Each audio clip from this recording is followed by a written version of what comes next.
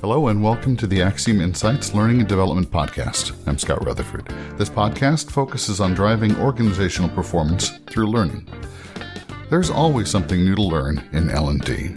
Technologies and tools are updated and introduced, and with them come new opportunities and possibilities for developing content and engaging with learners.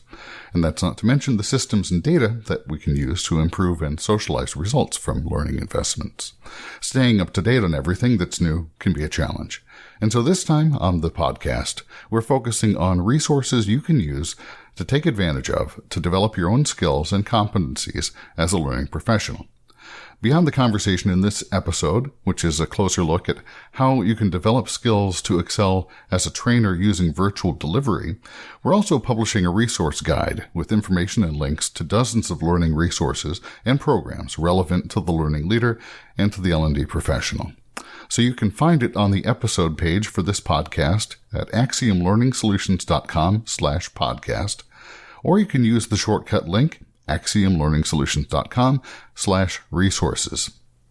The resource guide will be a living document too, so if there's a class or a resource that you love that you don't see on the list, there'll be a form at the bottom of the page. Submit it to me and we'll add it to the list. Thanks in advance for your input. I think it'll make the resource guide even more valuable as we add to it. Also, in the next episode of the podcast, we'll be talking about another valuable professional development resource through the lens of volunteering in the learning profession. We're talking with volunteer leaders in various roles, including volunteers with several local chapters of ATD.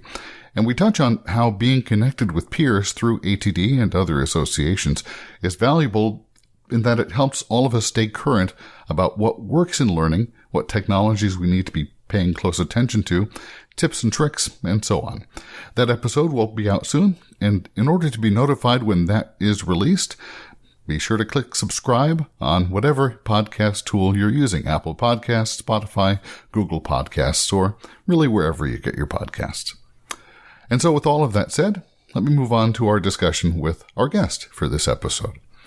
Kevin Siegel is a speaker and an author of multiple books on e-learning, including Adobe Captivate, Articulate Storyline, TechSmith's Camtasia, Articulate Rise 360, and others.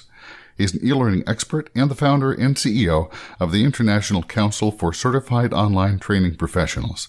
The council offers an e-learning focused certification called the Certified Online Training Professional, which focuses on the skills and techniques needed to connect with learners in virtual training. Kevin explains more about that and what's necessary to excel as an online trainer. Now, mind you, this is long before COVID. This is about 17 years ago. I decided I'm going to start offering all the classes that I teach on site in person. I'm going to do all of them online, virtual. And none of my colleagues were doing that. And as a matter of fact, when they found out that I was going to stop going on site and go online, they said, "You're crazy. It's such a limited audience, tiny little classes. How are you going to translate what you do in person?" Because look, if you ever saw me in person, I try to do sight gags to try to make the training as fun and informal as possible. And I remember, as an example, I would pass around this little doll that you could shake and it would make noises if you were getting frustrated. So it was like a silly thing. I mean, but you would do it just to make the students relax and have a good time. Well, there's no way to send along a thing you can choke or shake or do anything with in a virtual room. I would bring donuts in to my stand-up classes. There's no way to enjoy a donut virtually with the rest of your group. There's no camaraderie there, right? And so they're saying, how are you going to translate that? And I said, I'm going to make this thing interactive. And they said, how are you going to do that? The bandwidth's going to kill you. There's no way to do it. So I started teaching all of the classes at Icon Logic virtually. We did not have a brick and mortar facility. Right away, what we found was no rent, no equipment to buy for all the students. Because if you think about it, if you're teaching a class with 10 people and those 10 people come to your facility, you have to have 10 computers all set up with these 10 programs. And then when the student leaves, you got to get it back to a state that you can teach the class again, because, students come in, I'm sure you've seen this, and they just play around with the computer and who knows what they do with it. So it's right. not, You have to reset, of course. You have to reset it. Or I distinctly remember going out on break when I had a stand-up class and coming back in during the break. And as I walked by the student, I noticed her seat was wet, soaking wet. Now, either there had been an unfortunate accident or something else was afoot. And I noticed on her desk, her keyboard was wet. What had happened as she went out on a break is the ceiling above had leaked. The air conditioning had leaked onto her seat, onto the computer, onto the keyboard, and she just sat down and didn't realize she was now sitting in a puddle of water. And I encouraged her to get up because she was sitting in water with electricity. And I thought that was probably a bad idea. But the bottom line is all the computers on that side of the room were ruined. Now, what do you do, right? How are you going to move your room and reset up the technology to teach that class? Bottom line was we couldn't. We had to reschedule the class. Mm-hmm. It's just a disaster. So you have limitations on the hardware. You have limitations on logistics. You have limitations on the computer and the expense, and you have the rent and everything and everything and everything. So all of that went away when I taught virtually. Surprisingly inexpensive to lead a virtual class versus an on-site class. So over the years, I'm teaching live online, and I'm getting better evaluations than I ever have gotten before. And I did manage to find ways to replace sight gags with things that would work virtually, all kinds of things that I do to make my virtual students laugh just like they did when they came and saw me in person. So I translated all that. At some point, I remember clearly one of my students came up to me virtually, they didn't approach me, and said, "Hey, the way you teach these classes, I've never seen anybody teach this way without us falling asleep. I didn't even get tired in 2 days of training. Can you teach my team how to teach like you?" My first response, no. Come on. I do what I do. Don't ask me to quantify what I do because I can't do it. And they were disappointed. They went away. And I think, I don't know who I told, but I think I probably told my wife. And she looked at me and says, "What do you mean you can't explain it?" "Of course you can. It's what you do. Explain it." So I called the student back and said, "You know what? I have rethought this. I can teach your team and I'll do it in 3 hours." So that led to a class that I taught for a couple of years called Train the Trainer. And it was just a 3-hour class. And I taught at the highest levels the way you can engage your students.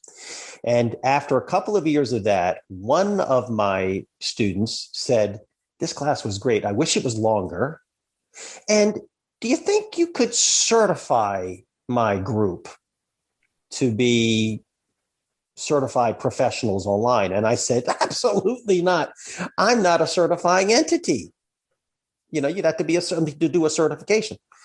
And that was that. But then I looked into what would it take to become a full certifying entity. And the bottom line was you have to start an organization, and then it has to be recognized by industry leaders as a viable entity. So this was over the course of 10 years. I started the International Council for Certified Online Training Professionals, so ICCOTP. And there was a whole council of trainers who joined me and served on that council. And over the years, we put together this 2-day, totally immersive course called the Certified Online Training Professional course. And then we put this course out there for many, many organizations. And over the years, it became established. One of our biggest clients is the National Council for Certified Online Dementia Care Practitioners, so NCCDP. They have hundreds of trainers who gradually started teaching online. All of their trainers have to come through our program and get our certification because they want to be sure when they send out NCCDP trainers to teach online that these trainers can actually teach online. So at the end of the day, the the ICC OTP course, the Certified Online Training Professional course, became a full certification, became recognized as an incredible opportunity to improve your virtual training experience. And since then, Icon Logic, that is my training company, has been authorized as the only company to teach it. And so that's what we do. So we have that certified online training professional course that we offer about every 6 weeks, available at the Icon Logic website. Let's dig in a little bit more on the COTP, the Certified Online Training Professional credential. I guess the question is, what does it encompass? Or maybe to put the question another way, do you have a map or is there a roadmap to the ingredients of effective virtual instructor-led training? Yeah, so we actually have a full rubric. So let me just tell you what happens in day number 2 that I think really is the icing on any kind of cake you could think of. So during the course, we teach you all of the important skills you need to teach live online, and I'll get into that specifics in a minute. But on day number 2, see, here's the thing. We have Bob he's a training manager at Company X. And Bob's going to send Sally to us to be trained as a certified online training professional. And Sally is going to finish the course by taking an exam, which basically proves she either guessed really well to pass the exam or she paid attention in class. But does Bob really feel comfortable that because Sally attended the class and Sally passed the exam, that Sally's going to be any good? And we got that covered, because here's what we do. And I think this is a little bit unique. Every single COTP candidate who comes to the class is required to teach live online during the class in front of their classmates and 3 members of the ICC-OTP Council. And they'll be in the room and they're going through a checklist of the things they're looking for to make sure that Sally can teach live online. So what happens after that? If Sally does not hit all of Sally's marks, she misses some of the points. Privately, in our learning management system, we will let Sally know, hey, you missed 3 things. We want you to come back on a mutually agreeable date, and we're going to have you do it again. And we want to make sure you do everything, including these 3 things you need to work on. Or if Sally hits all the marks, good to go. We say in the LMS, that was fantastic. Here was your score. You got to get at least a 70 out of 100 on these checklists to pass. So you got to pass the live competency, live online, teaching about anything, and you got to pass the exam. And you can't get to either one of those if you haven't participated in the class fully. So after Sally has completed that live online competency, I can now tell Bob with absolute certainty, I promise Bob, not only do I think Sally can teach live online in an engaging professional manner, but I know she can, and here's the recording of her proving it. So no different than an actor trying to get a job and doing a screen test. Here is Sally's screen test. And if she wasn't good enough to get past the screen test, she wouldn't be in the movie.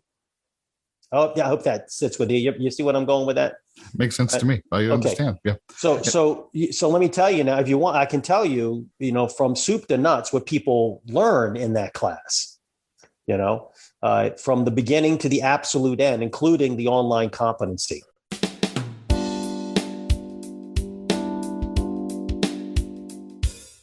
Next thing you know, hours have gone by and nobody got a chance to say anything. So my colleagues have learned how to nudge in there elegantly, because if you're trying to nudge on me right now and we're not careful, we end up talking right over top of each other, which is just not good, right? Like those experts you see on the news who yell at each other. Nobody can get a word in edgewise.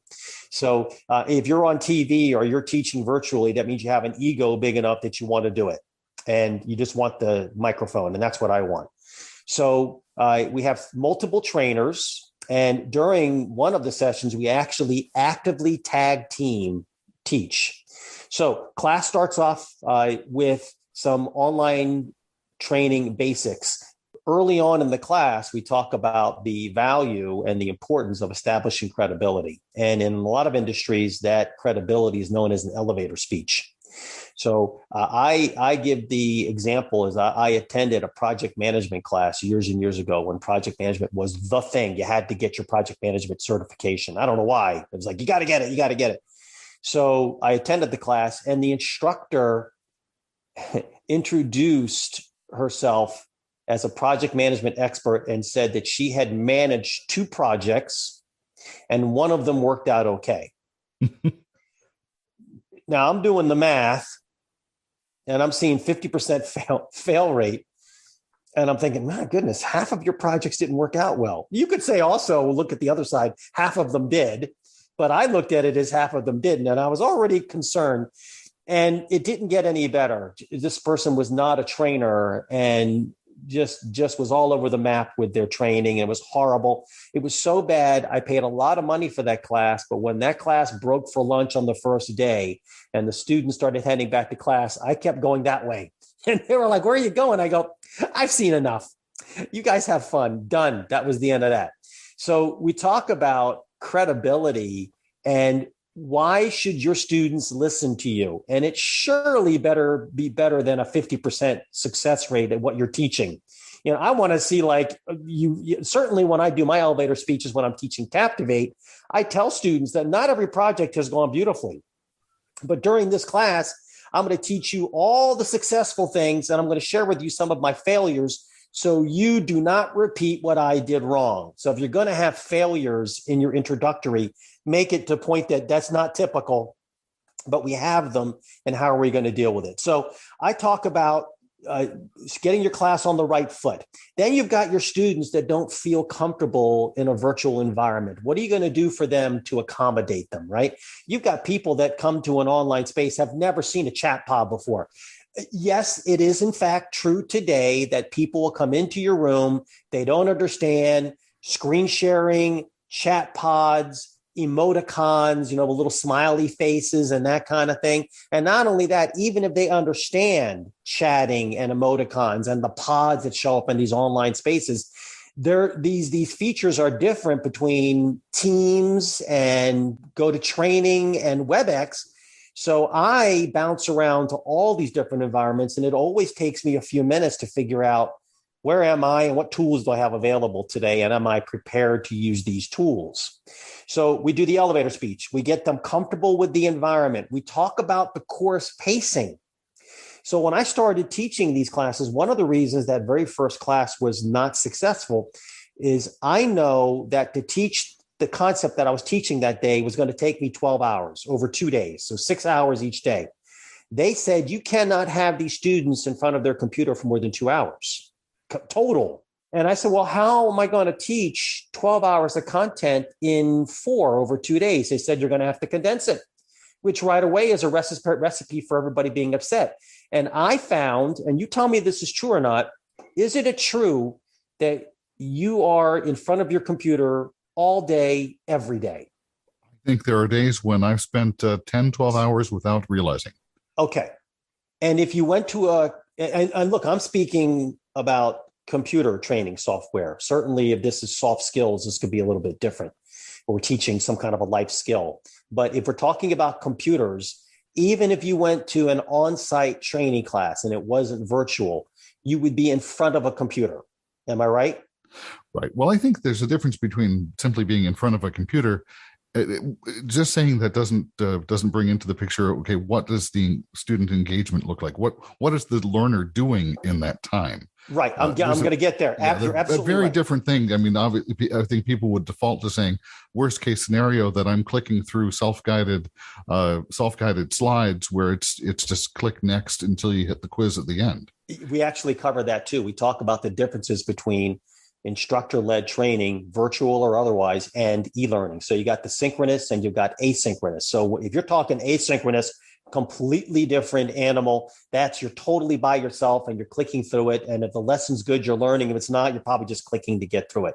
But 10 hours of that might be too much for anybody to take, I would say. Absolutely. Absolutely. We talk about a typical e-learning course is about an hour, unless there's some kind of requirement that it has to be longer. So that's only about an hour. I'm talking about exclusively synchronous learning, although it should be pointed out that in the certified online training professional class, there is a component that talks about how you can do blended learning and how you can incorporate e-learning with live instructor-led training that's taught virtually so that students can be put onto an e-learning lesson. We give live examples of that, and you can do it elegantly. And that's a great thing because as an instructor, it gives you an opportunity to kind of step back, let the students do something on their own. But if I'm teaching Articulate Storyline, for instance, the students are all using Articulate Storyline as I am teaching it to them. That is absolutely no different than if they attended the class live on site. They're going to be in front of a computer, they're going to have Articulate Storyline, and they're going to do things right along with me. The difference is that I would have been at the front of the room teaching Articulate Storyline with my screen being projected on one or more monitors up at the front. So you as the student do your work, you look up, you do your work, you look up, you do your work, you look up. And I'm telling you that with screen sharing today, that is absolutely no different than attending a virtual class. So I have eliminated now the need for all the hardware of a training company. I've eliminated travel for everyone. And that turned out to be quite amazing given COVID. Because COVID shut everything down, we didn't lose a beat. We had already been online. We didn't have to pick up any new skills. We're ready to go. And then we saw the online training certification explode, of course, because everybody panicked because they realized they had to start teaching their stuff live online. You said something very interesting, and that is engagement. And it all equates to attention span.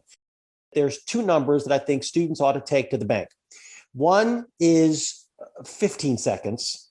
15 seconds is learner attention span in an asynchronous PowerPoint type e-learning lesson. So you've got a slide on your screen.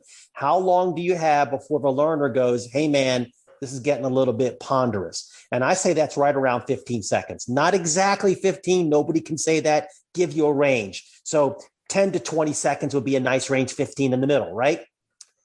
What's the attention span for an adult learner in a live virtual instructor-led class? What do you think? I said 15 seconds is the sweet spot for e-learning.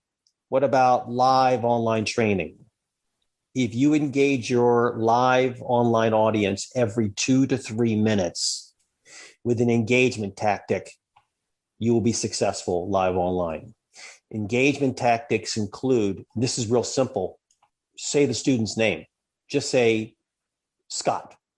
If you're one of 10 people in the room and I'm teaching an active lesson, I'll do some kind of a story and I'll say, look, if Scott wants to blah, blah, blah.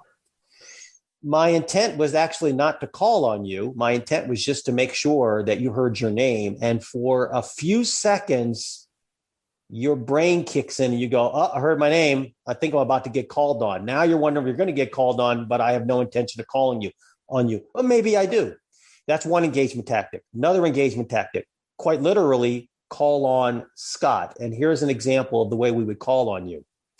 So I have a question of the whole audience, everybody in the room. I don't want anybody to answer the question. I want you to think about it. And then I'm going to call on one of you to answer the question. So here's the question. What is the attention span of a typical American goldfish? Don't yell it out loud, anyone. Now I'm going to pick some. Scott, would you please unmute and tell me what is the typical attention span of an American goldfish, not a Brazilian goldfish, an American goldfish? Right. And of course I would respond, 4 seconds being a parochial American. Okay. And I would say, Scott, that wasn't quite right. The answer actually is 7 seconds, because the American goldfish is 7, the Brazilian is 15, and the Swahili is, you see what I'm saying, right? That kind of question, by the way, is known as an overhead question. And during the live competencies, if you want to get a perfect score, one of the things you have to demonstrate is an overhead question. So here's how some people think an overhead question works. They would say, hey, Scott, I want to ask you a question. Can you unmute? Scott, are you there? Right. The incentive then for the learner is being put on the spot and not knowing what to expect. Also. But if I call on you directly, now you're prepared, right? Sure. If I say it's over the head of everyone, everyone's waiting, and then they are so relieved when it's not them. But what I could do then, Scott, is say, you didn't get that question quite right. Why don't you ask someone else in the room the same question? And then you get to pick anyone in the room. And it's never treated, by the way, as punitive if you get it wrong. It's just a way to engage. So quizzes, polls, surveys, overhead questions, calling on names, asking, just doing this. Are there any questions? Now, that's not an overhead question. That is a question of the group. Just give the people the chance to say, yes, I have a question. Asking someone in the chat pod, would you please tell me what you had for breakfast this morning?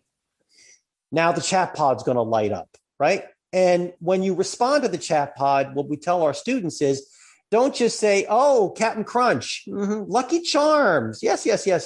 You would say, oh, Bob, you had Lucky Charms. I love Lucky Charms. So call the student's name out and associate it with the answer. Not only is that helpful for the people attending the room, it verifies and validates what Bob said in the chat pod. But the other thing is, if the session is recorded, and we always record our sessions, for a lot of these training environments, the chat pod is not part of the recording. So if I say, tell me in the chat pod your 5 favorite vacation spots, and I just kind of go, oh, I love that one. I love that one too. That's a great one. Well, first of all, what am I even talking about here? What is that? How many times have you attended a conference, a session, and they ask if there's any questions? Unfortunately, they ask if there's any questions at the end, right? Instead of peppering it throughout the whole session for engagement, they should do that. But they ask a question, and somebody asks a question, and the person on stage goes, that's a great question. The answer is 55, yes, no, and yes. And in the back of the room, you're saying, what did they even ask? Can you repeat the question? So we tell our facilitators, when you get a question in the chat pod, read it out loud. Hey, Joe has asked the question about the attention span of the goldfish. That's a great question. Let me clarify. See? Right. You're not only reinforcing the information, but you're also, I think, reinforcing the fact that this is a group. You're adding humanity, I think, to the online experience that way. And I don't know if that's being done explicitly, but it does seem to me, at least, that one of the weak aspects of online learning has always been, well, when you compare it to a classroom, how do you socialize? How do you know that you're a member of a group or participate in a social aspect? That's absolutely correct. So, I mean, one of the things that separates us from animals is we have names. We have names that have been given to us or we've given ourselves, and we communicate with those names. So why not use those names as an engagement tactic when you teach? And not just engaging at the end, but engaging from the minute that class says go till it ends. Now, I want to talk about some of the other things that we cover. One of the most unique things that we cover in the class. What do you think? How important are the visuals when you're doing an online class? So if you're teaching Storyline or Articulate Rise or any of these programs, your graphics are the program itself. So if I'm teaching Articulate Storyline and Storyline's interface isn't elegant, I'm stuck because that's my background, right? That's what I'm using the whole time. But if I'm teaching a lesson on conflict resolution, that's the course that I'm teaching. How do you think the visuals come into play? Are they important, or can we just throw up a PowerPoint deck and be done with it? Well, I would say that realizing that we're on an audio only podcast, of course, visuals are important. Okay. In an audio only podcast, the visuals aren't important. Right. Okay. Don't think you're tricking me with that. But in an environment where you're teaching live online and you are showing your screen, then the visuals are critical. And I am sure you've heard the term death by PowerPoint. Of course. So death by PowerPoint simply means your PowerPoint presentations are loaded up with a headline and a bulleted list, a headline and a bulleted list. And let's be revolutionary here. Let's put some clip art in. That is absolutely the worst thing you can do to an audience that has been using PowerPoint now for 30, 40 years. Even worse, compound the issue. You put up a slide with a headline and 5 bullets. And what do you do as a trainer? You read the headline and then you read the bullets. And then you ask, are there any questions? What do I need you for if that's what you're going to do? So instead, we teach a concept called iconography. And iconography is a way that anyone can take a dense PowerPoint slide with potentially great information and distill it down to just a few visuals with you filling in the knowledge gaps, because you are the controller, like the old, like the games you'll play, like the Wii. And did I date myself by saying Wii? The Wii stayed the PlayStation. There was a thing called the Wii. Is it even sold anymore? I don't know. But where you're the controller, right? So you are the course. The course is not your PowerPoint deck. So if I say to you, can you please give me your PowerPoint deck? The response is, I sure can, but it's useless to you without me, because it's just a bunch of icons on the screen. And I brought those icons to life. We actually teach the audience how iconography can be developed out of what would be a horrible slide. And I'm talking about, it's probably the most popular part of the class. It takes about 3 hours of the class time. And the students actually get to work with an incredible graphic designer to come up with visuals, even if you're not a graphic designer. Above and beyond that, Microsoft PowerPoint is doing some incredible things with designs that you just have to get out of the way and let PowerPoint recommend a design idea that's going to be 10 times better than I could ever do. Now, if you're a world-class graphic designer, you're probably not going to use it, but most of us are not. Most of us are guilty of doing death by PowerPoint. So let the software do it for you with a couple of design ideas, a little bit of a nudge from my graphic designer. She is also a certified online training professional, and she teaches during that class. So that's a big component of day number 1. In addition to that, we have lessons on how to take your regular materials and prepare them for deliverable, what you can do with a PDF to protect yourself, for instance. We already talked about the PowerPoint designs and how those should not be death by PowerPoint. And would you believe that when you teach a class, what a lot of people do is they get themselves a script and they read the script verbatim to their audience. And would it surprise you to know that the audience can tell when you're reading a script? What do you think? Well, the talent. This actually came up in a conversation I had separately just yesterday. We're talking about the skill set required for people to deliver a script in a way that can be convincingly that was convincingly authentic, and people didn't believe it was a script. And that's, you're talking about 0.1% of people who have gone through many, many years of training to do that. Mm-hmm. I think they're called Oscar winners. Yeah. So it is a difficult skill, but we actually teach how you can sound more conversational when you teach your online courses. And in most cases, being a little more informal is better than being too rigid and formal, right? And definitely don't want to sound. So we give examples of, is this person reading or are they speaking? And you want to speak. So the only time that you really have to match your script verbatim is if you're doing e-learning and you're creating closed captioning out of that script. Now you've got to be perfect. because if you're not perfect, your closed captions are off, and that gets you into hot water with Section 508 compliance for learners with disabilities. Speaking of which, we also talk about some strategies for assisting people who are attending your class and need assistance, such as American Sign Language. How do you incorporate that? Maybe closed captionings. Which of these online training spaces can do live closed captioning?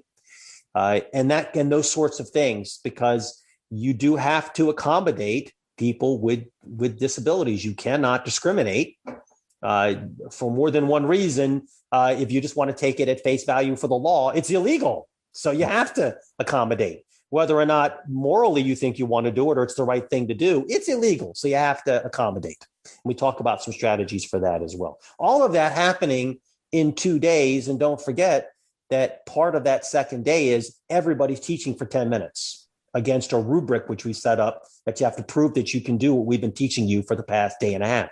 Over the past couple of years, you alluded a minute ago to our experience in the COVID pandemic and the rapid shift toward online first or online exclusive learning, as well as online exclusive living in many cases.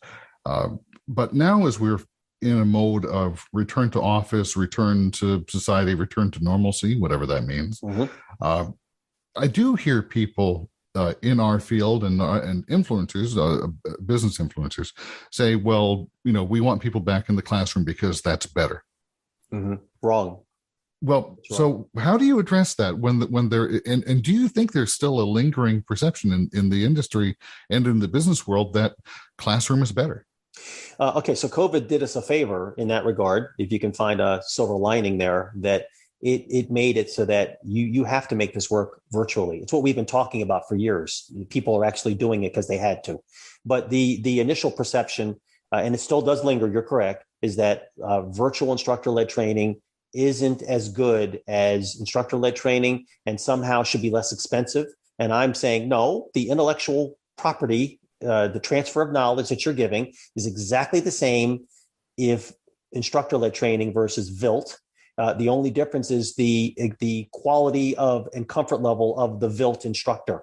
So if the virtual instructor does a bad job, even though they're very knowledgeable, the class crashes and burns. So never before has skill as a trainer been as important as it is virtually. And I'm telling you that in what I am seeing is that there are some events that are never going back to on-site only. At the worst, they're doing, at the best, they're doing both. You can come attend, or you can do this virtually, and we'll have the sessions being recorded, and you can actually watch it in real time. There's many companies that are doing that. There are many other companies that have decided, wait a minute, we canceled our conference the first year because of COVID. We ran it the second year, but virtually, and oh my God, we had the same number of attendees, but we had none of the expense for the hotels, the food, none of that. So why are we going back to on-site other than how fun is it to be in Vegas? I love it too, but it wasn't necessary to give the knowledge in all these sessions. So if you think about it, anybody who teaches or has successfully taught as a presenter in these conferences should be getting trained to do virtual instructor-led, because either they're going to be moved only to vILT or they're going to be doing both and doing blended.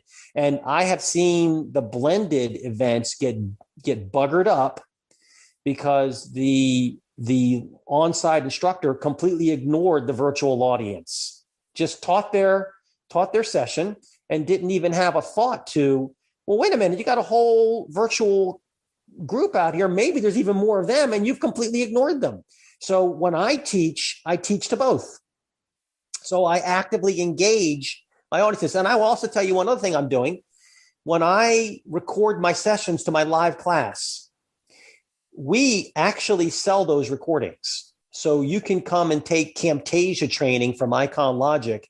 You can either go attend a live class, or you can purchase the recording from a previous class. And when you get the recording, I'll welcome the people who are attending the class watching just the recording. I'll address them and say, I want to welcome everyone who's watching the recording later. I'm going to include you in this class as well. And throughout the class, I address the people who are with me and the people who aren't, because I know that there is another audience out there. So every recording that I do takes into account those multiple audiences. I've seen different approaches with this over the years. One approach which I was a fan of when I was doing seminars out at the University of California.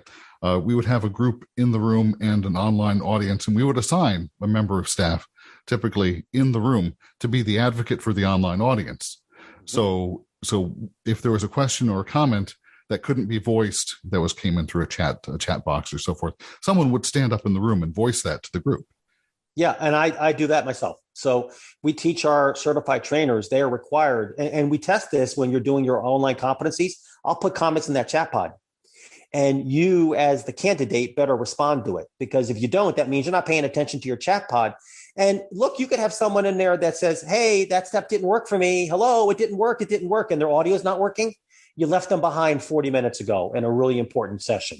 I was also asked, is there anything that is not appropriate for teaching live online?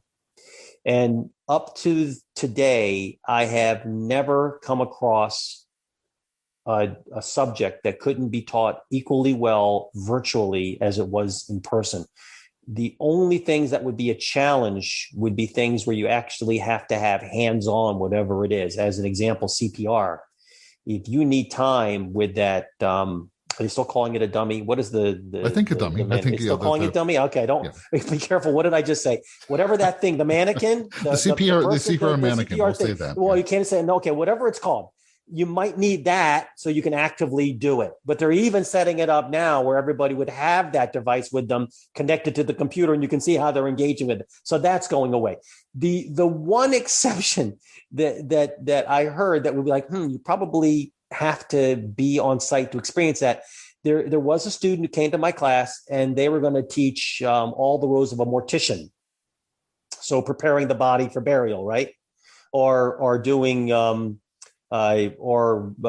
forensics, right? Medical examiner kind of thing. And they wanted to teach it virtually. And they made the point of saying that this class is going to work live online. It's going to be great, except for one thing. And they said there was a portion of the class where you could smell certain things. I don't want to get descriptive, but that cannot be easily translated to a virtual session. You do have to be on site. I know you can do ways to augment sense, but other than that, I just couldn't think of anything that wouldn't be appropriate for teach online. And truth of the matter is, before the pandemic, one of my virtual students was a dog trainer. And I said, you're going to teach dog training? Yes, I want to offer not e-learning, not recordings. I want to actually teach how to work with your dog online. And she did. And 6 months later, pandemic kicked in. Right. Her business was taken off. Now it's failing. She told me it was failing. I said, why don't you just go online? Like you said, she goes, you know what? I'm going to do it. Took off like a shot with people sharing their cameras of their puppies misbehaving and her helping remotely. It's incredible. So you can. What you're talking about, though, is being attentive to the right modality for the content. So, online is great. Classroom is great. Blended flipped is also great. Yep. I love flipped. I love the flipped classroom, by the way. I was a fan of the flipped classroom before the flipped classroom was a thing. And all that really means is engage your audience in the homework. Let them do it together as a group. Let's all do it together, and don't go home and do homework. Right. And to use your example of the CPR mannequin, I appreciate that there is part of that which is tactile and hands-on, but certainly parts of it which are foundational learning, which can be transferred in a number of ways. So wasn't it 90-something percent? 90-something percent. I mean, why are you going on site to a driving school? Why are you doing that? Except for the part where you physically have to get in the car. Why isn't Big Bob's Driving Academy live online? Why? To this day, I don't understand it. I took my daughter to a driving school not that long ago. I'm like, why am I driving you to go sit in the classroom? Just say, do this live online. Doesn't make any sense. which can be transferred in a number of ways. So wasn't it 90 something percent? 90 something percent. I mean, why are you going on site to a driving school? Why are you doing that? Except for the part where you physically have to get in the car. Why isn't Big Bob's Driving Academy live online? Why? To this day, I don't understand it. I took my daughter to a driving school not that long ago. I'm like, why am I driving you to go sit in the classroom? Say, do this live online. Doesn't make any sense. My thanks to Kevin Siegel for joining me. The International Council for Certified Online Training Professionals can be found at iccotp.com. And we'll have that link as well on our directory page at axiomlearningsolutions.com/podcast. The Axiom Insights Learning and Development Podcast is a production of Axiom Learning Solutions. Axiom is a provider of learning services specializing in on-demand contingent talent for any L&D role or level to provide you and your team with the resources you need to build and support successful learning projects. Axiom also supports custom content development, content updates, learning technology administration, and more, and through the Axiom Strategy and Leadership Practice, provides curated leadership programs, advancing your organization's leadership capacity at all levels by drawing on a curated library of resources, all based in best practices and learning science. And you can learn more about what we do at axiomlearningsolutions.com. Thanks for listening to the Axiom Insights Podcast.